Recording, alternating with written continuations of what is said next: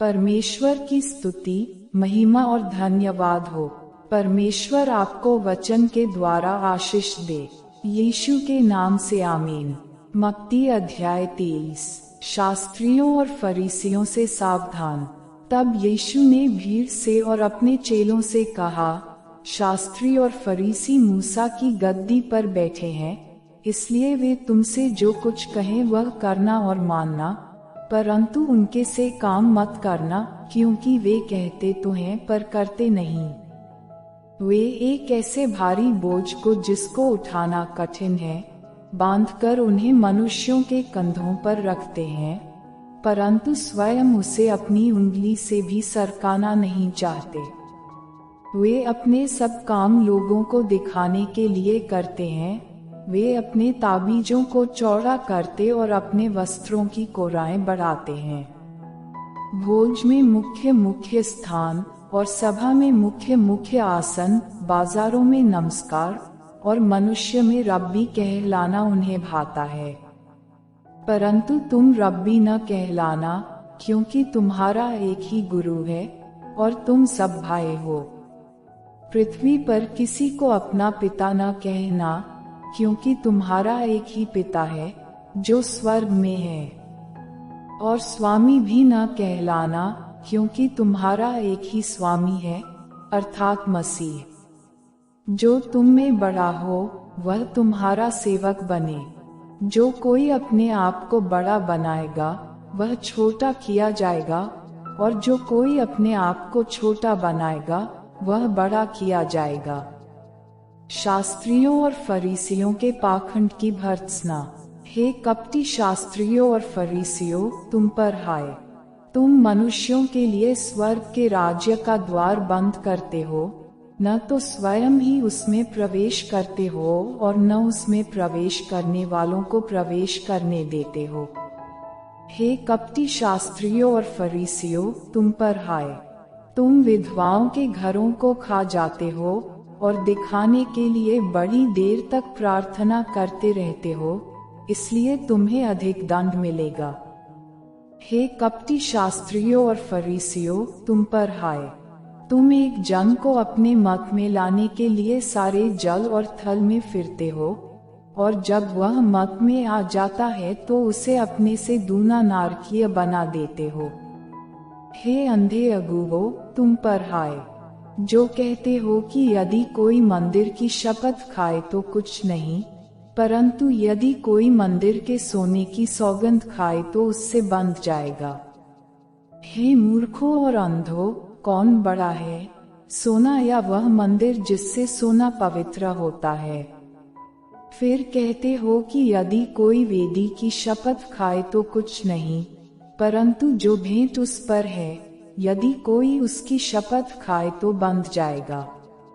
हे अंधो, कौन बड़ा है, भेंट या वेदी जिससे भेंट पवित्र होती है?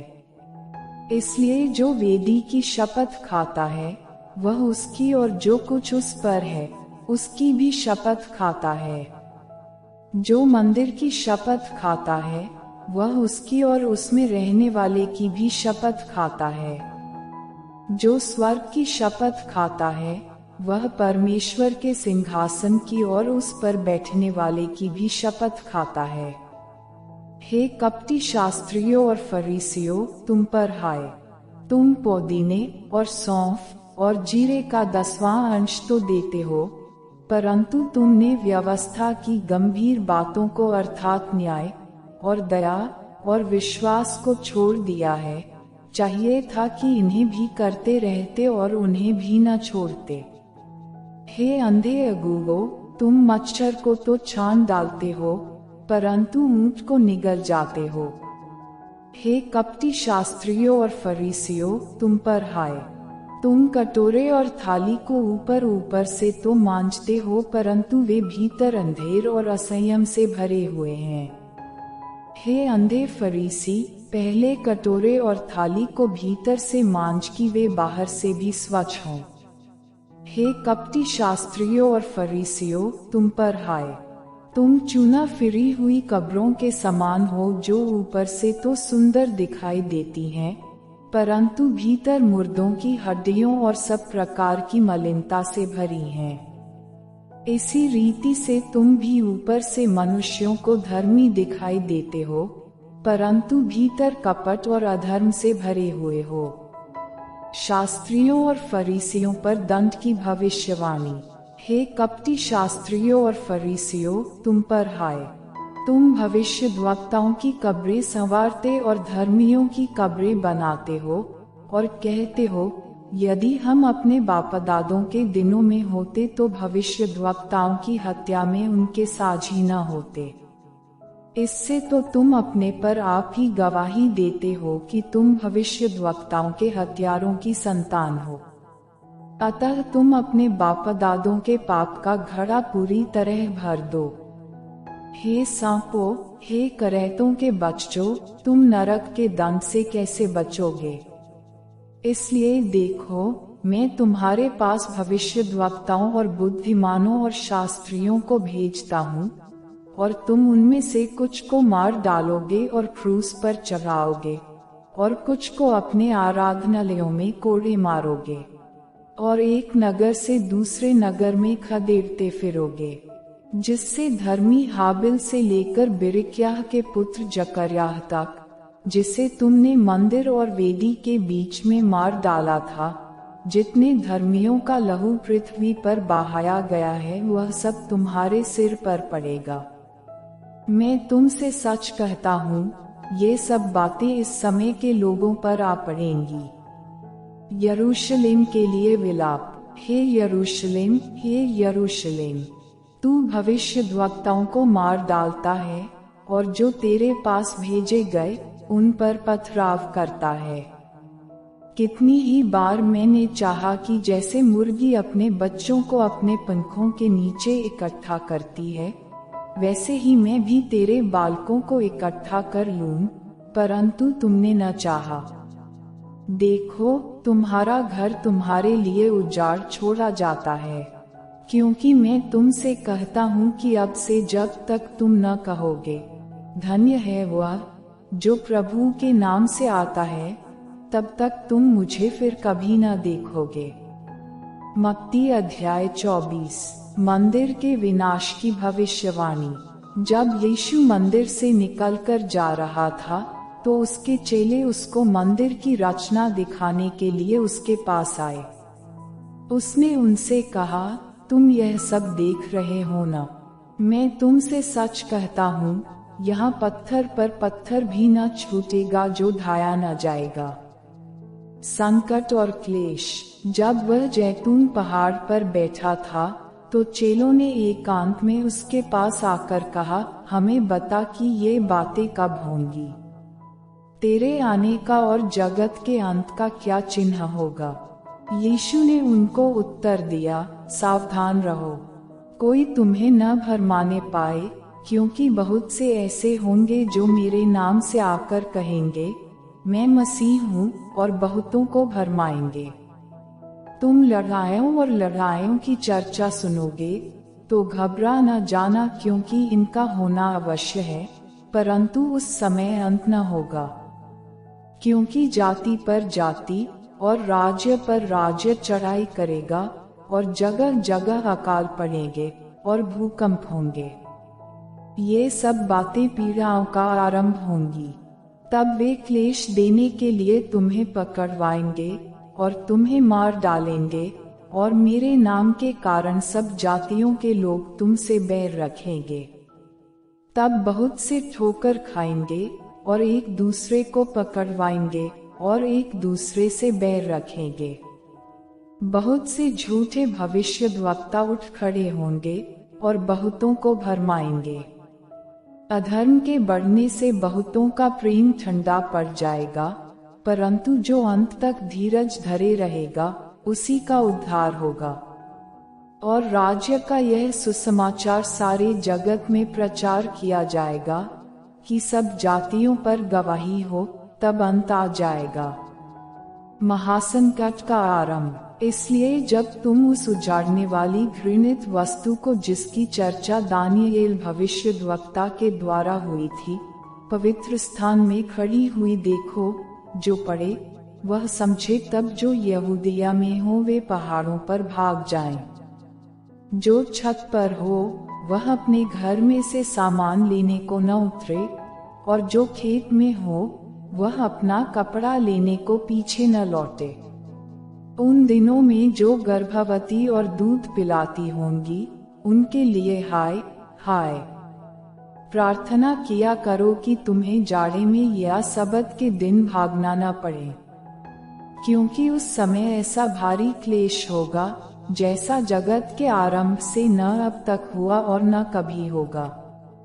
यदि वे दिन घटाए न जाते तो कोई प्राणी न बचता, परंतु चुने हुओं के कारण वे दिन घटाए जाएंगे।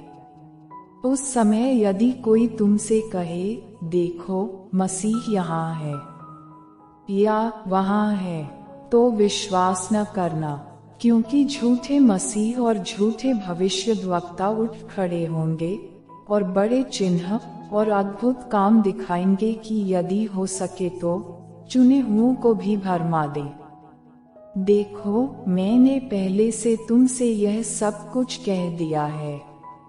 इसलिए यदि वे तुमसे कहें देखो वह जंगल में है, तो बाहर न निकल जाना, या देखो वह कोठरियों में है, तो विश्वास न करना।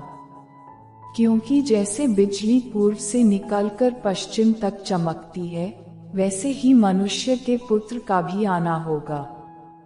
जहाँ लोथ हो वहीं गिद्ध इकट्ठे होंगे। मनुष्य के पुत्र का पुनरागमन। उन दिनों के क्लेश के तुरंत बाद सूर्य अंधियारा हो जाएगा और चंद्रमा का प्रकाश जाता रहेगा और तारे आकाश से गिर पड़ेंगे और आकाश की शक्तियां हिलाई जाएंगी। तब मनुष्य के पुत्र का चिन्ह आकाश में दिखाई देगा और तब पृथ्वी के सब कुलों के लोग छाती पीटेंगे और मनुष्य के पुत्र को बड़ी सामर्थ्य और ऐश्वर्य के साथ आकाश के बादलों पर आते देखेंगे। वह तुरही के बड़े शब्द के साथ अपने दूतों को भेजेगा और वे आकाश के इस छोर से उस छोर तक चारों दिशाओं से उसके चुने हुओं को इकट्ठा करें। अंजीर के पेड़ का उदाहरण। अंजीर के पेड़ से यह दृष्टांत सीखो, जब उसकी डाली कोमल हो जाती और पत्ते निकलने लगते हैं, तो तुम जान लेते हो कि ग्रीष्म काल निकट है। इसी रीति से जब तुम इन सब बातों को देखो तो जान लो कि वह निकट है, वरन द्वार ही पर है। मैं तुमसे सच कहता हूँ कि जब तक ये सब बातें पूरी न हो लें, तब तक इस पीढ़ी का अंत नहीं होगा। आकाश और पृथ्वी टल जाएंगे, परंतु मेरी बातें कभी न टलेंगी। जागते रहो, उस दिन और उस घड़ी के विषय में कोई नहीं जानता, न स्वर्ग के दूत और न पुत्र, परंतु केवल पिता। जैसे नूह के दिन थे, वैसा ही मनुष्य के पुत्र का आना भी होगा। क्योंकि जैसे जल प्रलय से पहले के दिनों में, जिस दिन तक कि नूह जहाज पर न चढ़ा, उस दिन तक लोग खाते पीते थे और उनमें विवाह होते थे। और जब तक जल प्रलय आकर उन सब को बहा न ले गया, तब तक उनको कुछ भी मालूम न पड़ा। वैसे ही मनुष्य के पुत्र का आना भी होगा। उस समय दो जन खेत में होंगे, एक ले लिया जाएगा और दूसरा छोड़ दिया जाएगा।